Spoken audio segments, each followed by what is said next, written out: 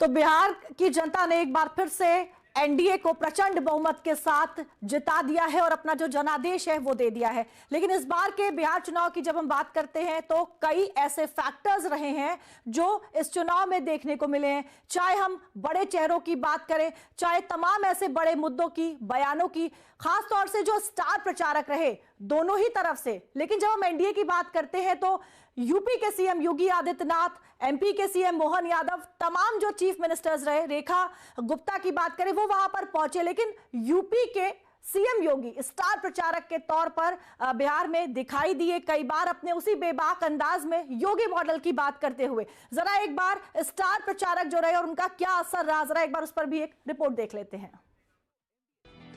बिहार की सियासत में शुक्रवार का दिन ऐतिहासिक दिनों में दर्ज हो गया है, क्योंकि बिहार की जनता ने भाजपा और उनके सहयोगी गठबंधन एनडीए को जो मैंडेट दिया है वो अब तक के इतिहास में कभी नहीं दिया था।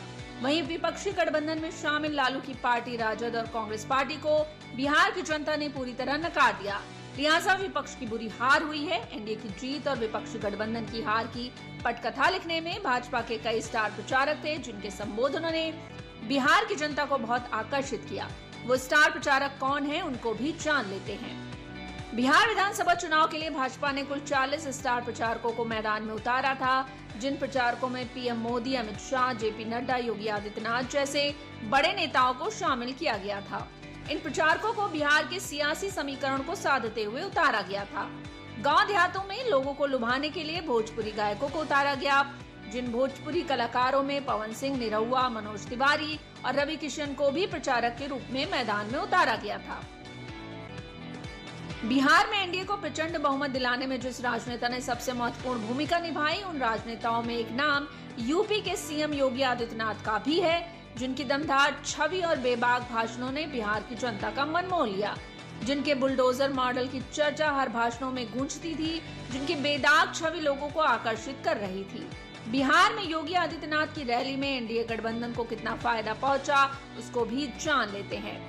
बिहार विधानसभा चुनाव में सीएम योगी का खूब जलवा चला। सीएम योगी के प्रचार वाली जगहों पर एनडीए ने शानदार जीत दर्ज की। सीएम योगी ने महज 10 दिनों में 31 सीटों पर प्रचार किया था, जिनमें 30 रैलियां और एक रोड शो शामिल है, जिनमें 26 सीटों पर एनडीए उम्मीदवारों ने जीत दर्ज की। अपनी रैलियों में सीएम योगी ने यूपी में चल रहे जीरो टॉलरेंस नीति, अपराध नियंत्रण और सुशासन के मॉडल को प्रमुखता से रखा, जिससे बिहार के लोग छतों, दीवारों, पेड़ों, यहाँ तक कि बुलडोजर पर चढ़कर उनका स्वागत कर रहे थे। बिहार विधानसभा चुनाव में सीएम योगी के अलावा एनडीए के पास एक से एक बढ़कर स्टार प्रचारक थे। उसी कड़ी में एक नाम मध्य प्रदेश के सीएम मोहन यादव का भी है, जिनके शानदार प्रचारों ने एनडीए को प्रचंड जीत दिलाने में मदद की।